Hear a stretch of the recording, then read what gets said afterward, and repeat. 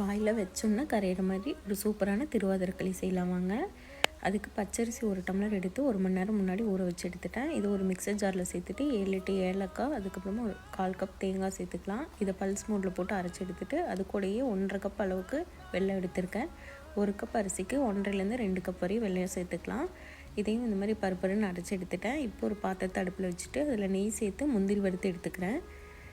இப்போ அதே பாத்திரத்துலேயே 1 டம்ளருக்கு 3 டம்ளர் தண்ணி சேர்த்து தண்ணி கொதிக்கிறதுக்கு முன்னாடியே நம்ம அரைச்சி வச்சுருக்க அந்த அரிசி எடுத்து உள்ளே கலந்துக்கலாம். இது கூடயே வேக வச்ச பாசிப்பருப்பு 1/2 கப்பையும் உள்ளே சேர்த்துட்டு கைவிடாமல் நல்லா கலந்து விட்டுட்டே இருக்கலாம். ஒரு 5 to 10 மினிட்ஸ்க்குள்ளே நல்லா குழையாக வந்துடும்.